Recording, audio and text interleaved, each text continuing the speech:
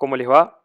Un gusto para mí estar con ustedes en este taller virtual de ultrasonido diafragmático. Quien les habla, el asistente de cátedra, doctor Emiliano Landín.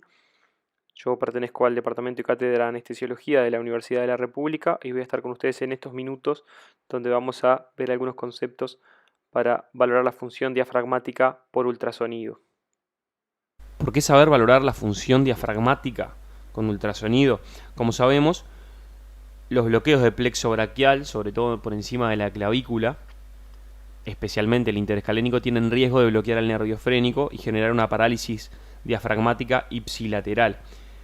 Esto pone al paciente en riesgo de la complicación de parálisis diafragmática y es importante conocer este diagnóstico, que es complicación de nuestra técnica. Además, recordamos que ciertos pacientes pueden tener disfunción diafragmática previas.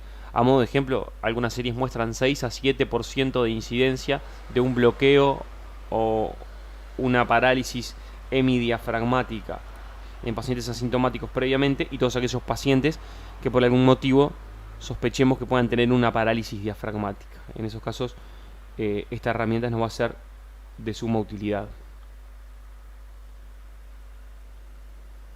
Comenzamos observando una fotografía del tórax de nuestro modelo del día de hoy para el taller. Antes que nada, decirles que la posición para escanear el diafragma es controvertida. No hay una evidencia de que una posición sea mejor que la otra para poder valorar la excursión diafragmática. Si bien el paciente sentado presenta más excursión diafragmática, muchas veces esto puede complicar el escaneo, ya que el diafragma excursione más, complica más seguirlo con ultrasonido. Por lo tanto, algunos trabajos muestran que escanear el diafragma en supino aumenta la reproducibilidad del escaneo. Los reparos o reperes anatómicos que vamos a utilizar en una proyección en superficie serán desde un lateral la línea axilar anterior, media y posterior, y en una vista anterior o frontal tomaremos como referencia la línea medioclavicular, los rebordes costales, y por aquí les muestro una proyección del diafragma en superficie desde una vista lateral y desde una vista frontal, ¿sí? Eso sería una proyección del diafragma durante una expiración tranquila aproximadamente. Lo que va a pasar que el diafragma va a generar una contracción muscular que generará el descenso diafragmático, aumentando la capacidad de ambos hemitórax y generando la ventilación. El trabajo diafragmático va a generar la contracción muscular, engrosamiento de la porción muscular del diafragma y a su vez desplazamiento. Y nosotros podemos explorar la función diafragmática a través de estos dos componentes, midiendo el engrosamiento diafragmático y midiendo el desplazamiento o excursión diafragmática. Vemos aquí las ondas de ultrasonido que vamos a utilizar. Preferiremos las ondas lineales para escanear la zona de posición diafragmática, que es aquella porción muscular que encontraremos sobre la cara interna de la pared torácica, y la fracción, y será la que preferiremos para medir la fracción de engrosamiento, como luego veremos. Y la sonda convexa o microconvex es la que nos será de utilidad para escanear la excursión diafragmática desde distintas ventanas, como lo observaremos posteriormente. Y comenzamos el escaneo. Vamos a realizar un escaneo con la sonda lineal de la región de aposición. Primero lo vamos a ver del lado derecho del ejemplo. Por aquí tenemos a nuestro operador. Observe la ergonomía, el operador de frente a la pantalla del ecógrafo. Es importante esto para estar cómodo. Comenzamos la exploración. Por allí ven un corte transversal de ambas costillas, la pleura en el medio y varias líneas A que marcan que eso es el pulmón, ¿sí? Lo que vamos a ir a buscar es la zona en la cual el pulmón se superpone, la zona de cambio entre el pulmón y el hígado, deslizando entre el octavo y el 10º espacio intercostal hasta encontrar la parte donde el pulmón está de un lado y el hígado, que es lo que ustedes ven venir, hipocogénico, del otro lado.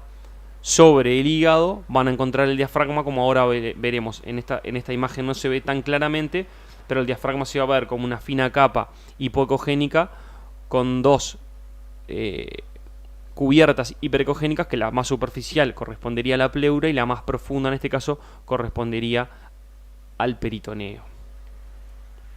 Observamos lo mismo aquí, un corte transversal de ambas costillas, ahí está el pulmón, el hígado viniendo con una capa superficial muscular, con dos capas hiperecogénicas, una la pleura, otra el peritoneo, como vemos aquí, pleura, peritoneo, lo que está en el medio es el diafragma. Entonces, en este escaneo de la zona de aposición diafragmática podemos medir la fracción de engrosamiento diafragmático, que nos habla de la función diafragmática. El engrosamiento diafragmático se mide. Una de las mediciones se realiza en expiración máxima y otra de las mediciones se realiza en inspiración máxima, capacidad vital. Por ahí tenemos la medición de la expiración máxima, 0,2 centímetros. Pedimos al paciente que inspire profundo y medimos el máximo grosor diafragmático, desde la pleura hasta el peritoneo. Ahí nos da 0,4 centímetros. La fracción de engrosamiento diafragmático se mide. En este caso está bien, porque nos da un 50%. Siempre que dé más de 20%, es una fracción de engrosamiento adecuada. Ese diafragma probablemente tenga una función adecuada. ¿Cómo lo medimos? Fracción de engrosamiento es el grosor tele inspiratorio menos el grosor tele expiratorio sobre el expiratorio por 100. Aquí les coloco de vuelta la ecuación para que la tengan presente y hablamos de algunos conceptos de la fracción de engrosamiento. Primero, muchas veces puede pasar que el diafragma en inspiración máxima se escape, o sea, vaya a más caudal que el espacio intercostal en el que nos encontramos. Lo perdemos, se nos interpone el pulmón y el diafragma va más abajo. En ese caso debemos deslizar nuestra sonda de ultrasonido hacia caudal, al espacio intercostal más caudal, más distal.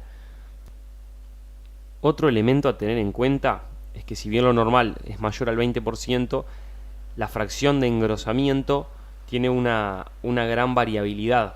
En general ronda entre el 30 y el 50%, incluso los individuos sanos.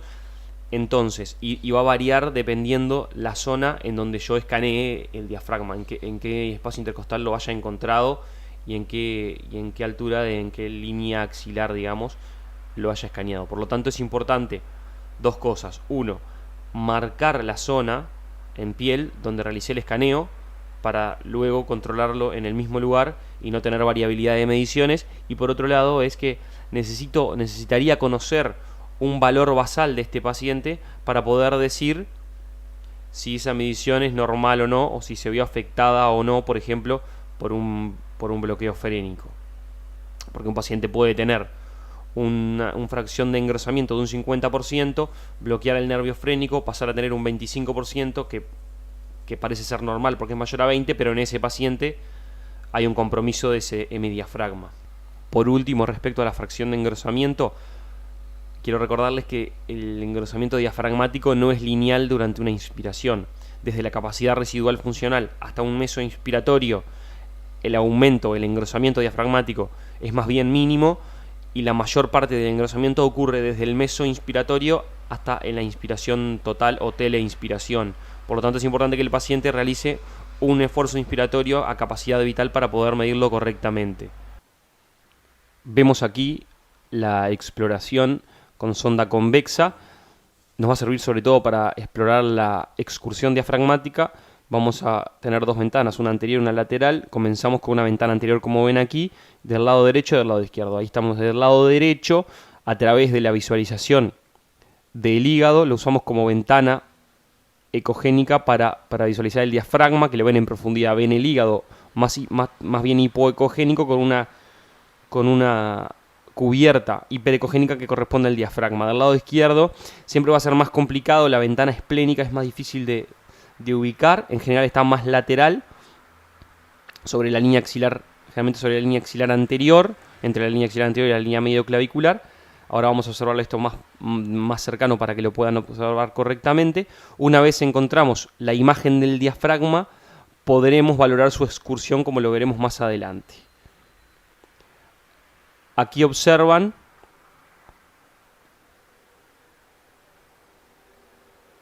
un escaneo más cercano para que lo vean más correctamente, pedimos al paciente que inspire una expiración tranquila con un modo M. El modo M, recuerden que el cursor del modo M debe estar perpendicular a la zona que se mueve del diafragma.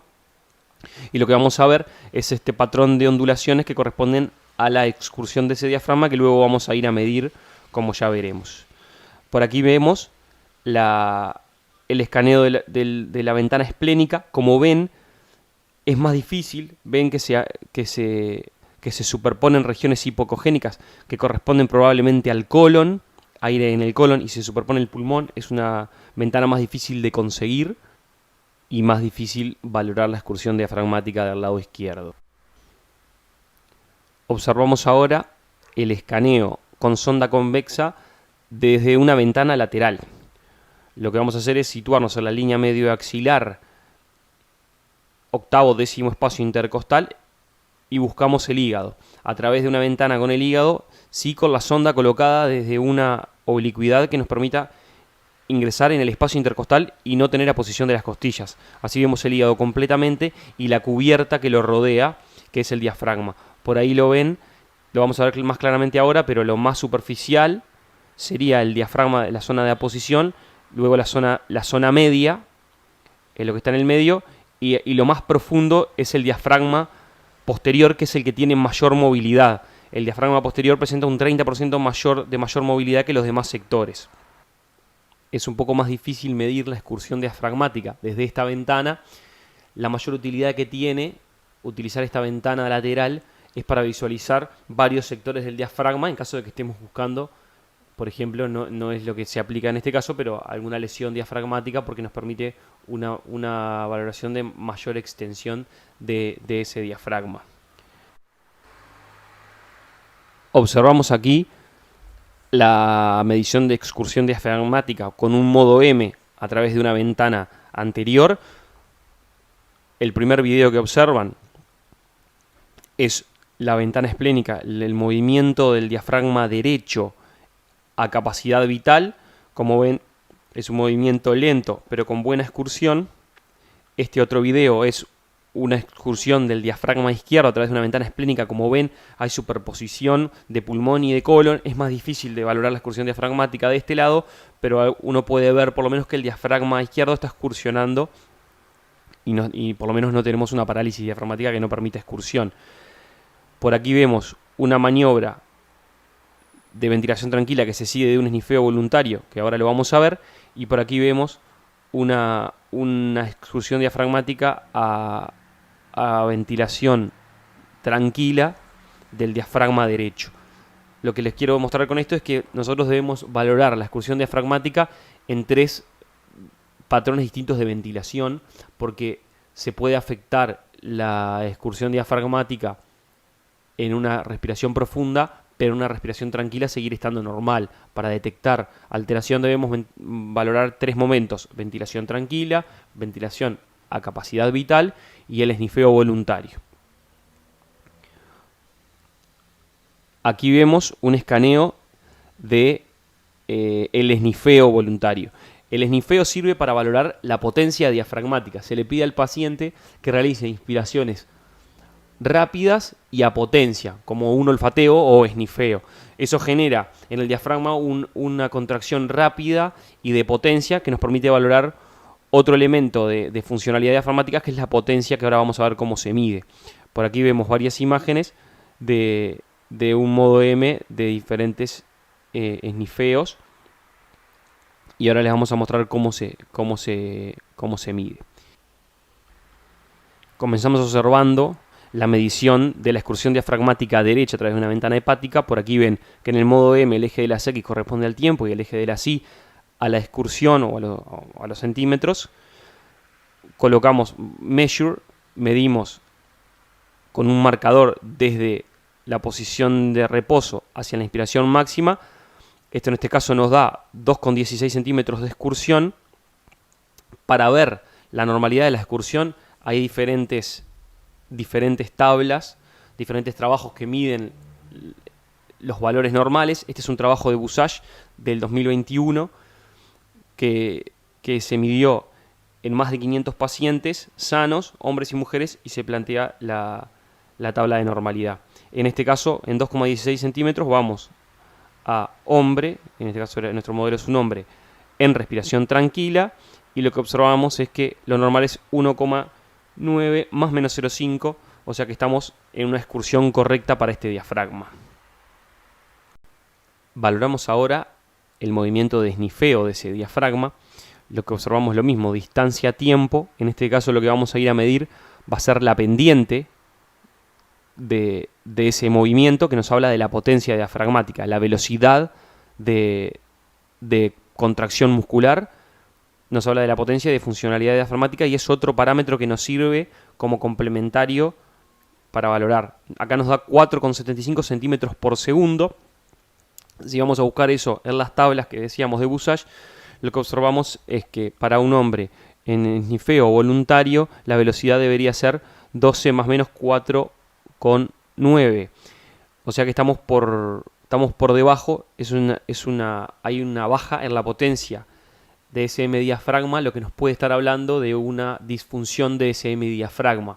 Por lo tanto, si bien puede ser normal el valor del engrosamiento o fracción de engrosamiento, puede ser normal la excursión en respiración tranquila e incluso la excursión en maniobras de capacidad vital, podemos llegar a ver una disfunción de ese diafragma valorando la potencia diafragmática a través del esnifeo. Eso fue todo.